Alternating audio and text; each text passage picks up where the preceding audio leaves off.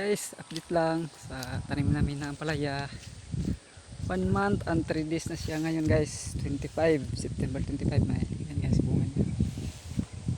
Bulaklak na siya guys, marami ng bulaklak, maraming bunga. Sana siya ng bunga guys, pinagtanggal kasi namin yung bunga niyang una. I-reject lang yun.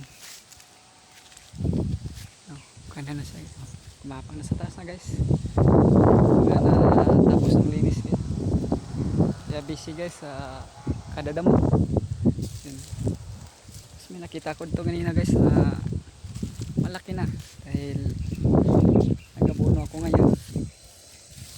Ganyan ito guys. Kaya, yun, ganyan na sana siya nakalaki guys.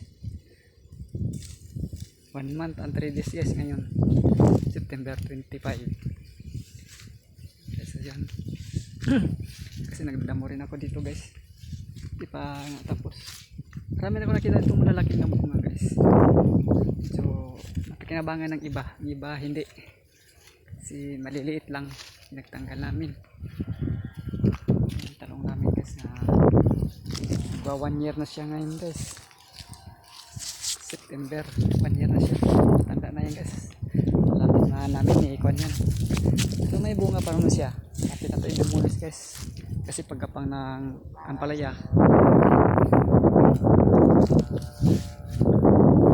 demolis na yan guys. Madumi pa, dami pagdamo sa gitna.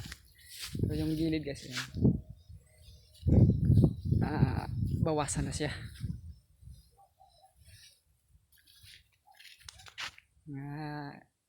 Ilang araw pa guys, maka harvest na tayo dyan. Konting tiis na lang, pakinabangan na siya. So guys, maraming bunga na siya. Kita ko dito kanina. Ayan guys, ayan, pwede na to siya guys. Ganito kasi guys, wala to. Ayan o, reject lang yan, tanggal namin yan. Yung iba naman hindi ko natanggal, sayangan ako guys. Yan, katulad dun sa kabila guys. Ito di ko natanggal to namin. Yan, yan siya. Yan, dapat natanggal yan siya guys. Mga unang bunga, diliit, kabilog pa siya. Ilang araw na guys, linggo, maka harvest na. Salamat guys sa panonood. Thank you.